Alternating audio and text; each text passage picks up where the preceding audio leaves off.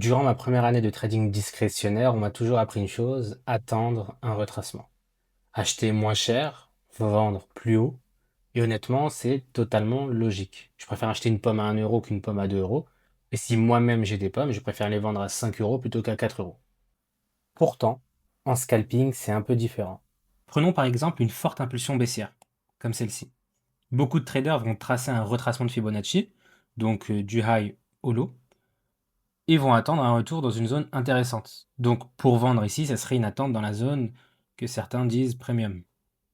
Et en réalité, c'est très logique. Pourtant, mon expérience personnelle raconte une histoire différente. Parmi mes différents points d'entrée, une méthode consiste à acheter les highs et vendre des lows. Donc j'aurais potentiellement pu vendre ici. J'aurais potentiellement pu acheter là. Ou même là. Ce qui est, en théorie, exactement l'inverse de ce qu'on apprend généralement. Donc voici un trade qui aurait pu fonctionner, c'est-à-dire qu'on n'est pas dans la zone, et c'est pas un souci pour nous. On a un sentiment de baisse, on vend, le prix drop. Alors évidemment, certains d'entre vous auront déjà remarqué qu'il s'agit souvent d'une forme d'entrée sur breakout. Ici, on a potentiellement un support résistance ou quelconque autre chose. Et vous avez raison, c'est une entrée sur un breakout. Mais ce n'est pas vraiment la question qui m'intéresse, car il m'arrive parfois de prendre ce type d'entrée sans range parfaitement défini, sans structure particulièrement évidente, et dans des contextes très différents. La vraie question est donc la suivante, lorsque ce type d'entrée fonctionne, qu'est-ce qui fonctionne réellement? C'est grâce à quoi? Est-ce que l'information est déjà contenue dans l'impulsion en elle-même? Ou bien est-ce que mon edge provient d'autre chose, du contexte, du volume, du momentum, ou d'un ensemble de variables que je prends inconsciemment en compte sans même m'en rendre compte? Autrement dit, ce type d'entrée me fait poser la question, où se trouve réellement mon edge? En réalité, quand on traite discrétionnaire, on a beaucoup d'intuition. On voit des choses, on a l'impression que certaines configurations fonctionnent, mais il y a un problème. Le cerveau humain est extrêmement mauvais pour distinguer un edge réel d'une suite de coïncidences. J'ai donc créé le Fractal Research Lab. Donc en réalité, ce n'est qu'un mot pour dire qu'on a une nouvelle direction artistique. On n'a pas d'opinion, pas d'ego, pas de capture d'écran, seulement la réalité dure de la data. L'objectif n'est pas de prouver qu'une méthode est bonne ou non. L'objectif, c'est de poser la data et en conclure quelque chose. Car dans le trading discrétionnaire, deux personnes peuvent observer exactement le même graphique et arriver à deux conclusions différentes. L'un verra un support, l'autre verra une cassure imminente. Et les deux pourront construire une explication parfaitement cohérente après coup. Et les deux peuvent gagner. Et c'est très bien. Personnellement, je trade en discrétionnaire avec mon intuition, avec ma stratégie, ma méthode. Mais avec Fractal Research Lab, je cherche à justifier, à chercher les métriques qui me rendent rentable. Un order block ou un fair value gap ou je ne sais quelle autre chose, chaque personne peut les voir différemment. Moi, je ressens que cet order block ne me fonctionnera pas. Il va casser. Et donc, je vais travailler avec des objets qui ne changent pas selon l'observateur. Une bougie M5 est une bougie M5. Sa taille, elle est mesurable, son rendement est mesurable, son résultat est mesurable, et c'est à partir de ces éléments que commence cette recherche. La première hypothèse est volontairement très simple. Les grandes bougies M5 prédisent-elles une continuation de mouvement? Donc la première hypothèse, donc FRL 001, ma première recherche, donc à la recherche de mon edge, est très simple. Mais c'est pour commencer avec une métrique, et plus le temps passera, plus on rajoutera des métriques, on modifiera, et on pourra enfin conclure. Avant de parler stratégie, parlons données, parce que la data brute, elle ressemble rarement à ce qu'on espère. Voici la data brute. Donc ça, c'est censé être le graphe de NQ, donc il peut sembler cohérent, mais là, les traits ici, il y a un souci. La distribution des returns, c'est encore pire, donc il y a une infinité de points en zéro, totalement logique. Sauf que parfois, il y a des returns dans les mains qui sont à 10K, 20K. Et c'est en réalité totalement logique. Quand un contrat futur expire, le prix saute artificiellement vers le contrat suivant. C'est ce qu'on appelle un rollover. Et en vrai, il faut juste le supprimer en nettoyant un peu la data qu'on a exportée. Pour supprimer la data, j'ai suivi le protocole suivant. Et en ayant supprimé un peu plus de 700 000 bougies, je me retrouve avec ceci. Et là, c'est un NQ qui nous est totalement familier. La distribution des returns est totalement logique. Une belle cloche centrée en zéro. et avec une volatilité de 7,6 points par bougie M1. C'est cohérent. Il nous reste donc à peu près 1 700 000 bougies M1 propres, couvrant 2021 novembre à novembre 2025. Étant donné que notre data est exploitable, revenons maintenant à notre stratégie. Notre stratégie est extrêmement simpliste, hein. On va même dessiner une bougie M5. Voilà, donc ça c'est une bougie M5. Notre stratégie, elle consiste en quoi? Donc si le corps d'une bougie M5 est supérieur à X points, on va rentrer en position. On rentre en position, mais on sort quand? C'est très simple. SL de taille Z points et un TP de taille Y points. Évidemment, on rentre en position dans la même direction que la bougie M5. C'est simple, mais je ne voulais pas tester n'importe quel X, Y ou Z. J'ai imposé 3 contraintes. La première, c'était que X était plus grand que 30 points. Des bougies de 5 points, 10 points, 15 points, même 20 points, ça reste assez commun. Maintenant, une bougie M5 qui dépasse 30 points, c'est déjà plus intéressant. La deuxième contrainte, c'était que Y était inférieur à X.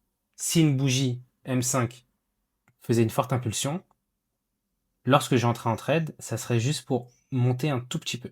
Et je pense pas refaire une impulsion similaire sans aucun retracement. J'estime juste qu'on pouvait faire ça. Et la troisième contrainte, c'était que le stop loss devait être supérieur à notre TP, plus 10 points. Autrement dit, le SL est toujours plus grand que le TP d'au moins 10 points. Le RR1, il est volontairement inférieur à 1. Je voulais savoir si la simple présence d'une impulsion était capable de générer un taux de réussite suffisamment élevé pour compenser ce désavantage. Et donc à partir de ça, j'ai défini une grille de paramètres. Donc j'ai mis X qui pouvait être égal à 35, j'avais mis 40, 50, 60, 75. Y, donc Y inférieur à X, donc j'avais mis 5, 8, 10, 12 et 15. Et pour Z, j'ai mis 20, 25 ou 30. Ça nous crée 75 possibilités. Sauf que à cause des contraintes, finalement, on n'en a que 55. Et à partir de maintenant, on a donc défini 55 stratégies. Avant de tester notre stratégie sur le Nasdaq, je l'ai confronté à un marché entièrement aléatoire, une marche aléatoire pure. Les détails sont disponibles dans le PDF associé à cette publication. Le résultat est simple, la stratégie perd déjà sur du hasard pur. Il était temps de la confronter au vrai marché, le Nasdaq.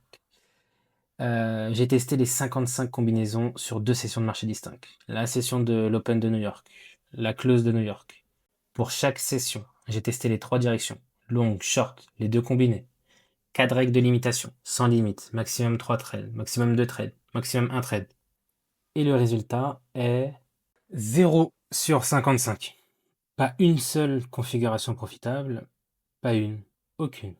Après 50 données et après plus de 9000 trades. Mon hypothèse était donc fausse. Je vais vous montrer, hein. C'est flagrant. Donc là, on est sur les stratégies durant la session de Londres. Ici, X égale 75, Y5, Z égale 20. Donc ça veut dire quoi? La bougie qui déclenche une alerte doit avoir un corps supérieur ou égal à 75 points. Le take profit, 5 points. Le SL, 20 points. Et pourtant, l'equity curve, catastrophique. Deuxième stratégie, hein, 60 points pour notre alerte, 5 points de TP, 20 d'SL, pareillement. Sur un peu plus de 7000 trades. Hein. Et pour New York, pareil. Donc on est sur un peu plus de 9000 trades, selon les stratégies. Donc 50 points, 8 points de TP, 20 points d'SL. On a une equity curve catastrophique. Donc comme je vous le disais, mon hypothèse est fausse. Le plus important, c'est ce que révèle cet échec. Cette étude a conclu sans aucune ambiguïté. Une bougie M5 isolée n'est pas un signal suffisant. Si le signal seul ne fonctionne pas, alors les traders rentables, comme je le suis et comme d'autres le sont, avec ce genre de point d'entrée, ne gagnent probablement pas grâce au signal lui-même. Donc c'est pas parce qu'on voit une bougie M5 qui monte qu'on se dit je longue, je gagne. Ça ne fonctionne pas comme ça et on vient de le démontrer mathématiquement. Le trader rentable gagne grâce à tout ce qui l'entoure. le contexte, momentum, les niveaux, les volumes, toutes les informations que notre modèle, très simpliste, ne voit pas. Autrement dit, le trading discrétionnaire profitable intègre nécessairement des dimensions que ce protocole mécanique simpliste ne modélise pas. Mon hypothèse était donc fausse. Cette étude n'a pas trouvé mon edge, mais elle a éliminé une mauvaise piste. Et en recherche, éliminer une mauvaise piste est en réalité déjà un résultat correct. Donc FRL 001, le projet simpliste de base est terminé. Je vais commencer FRL 002.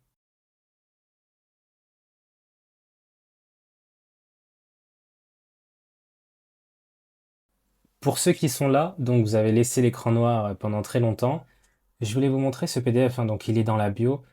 C'est à peu près toute mon étude, mais écrit en format PDF. Et en fait, il y a une data qui est vraiment intéressante. Je voulais vous la montrer. Ah ouais, elle est là. 41,3% de win rate lorsqu'on short. Donc il faut savoir que la métrique est pas rentable. Longue une bougie M5 parce qu'elle monte de plus de X points, c'est pas rentable. Mais la différence entre le win rate d'un long et le win rate d'un short est extrêmement, extrêmement intéressante. Car très souvent, je parle avec mes camarades et, un peu comme moi, ils ont un meilleur win rate sur les shorts, avec ce genre de point d'entrée. Catch un retracement, faible proba. En réalité, une proba élevée, parce que 60%, mais ce win rate de 41, euh, c'est déjà extraordinaire par rapport à la catastrophe des résultats qu'on a eus.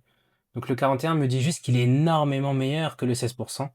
Et je pense que c'est une data assez intéressante. Donc quand le prix drop, je short. Et ça marche bien mieux que lorsque le prix monte et que je long.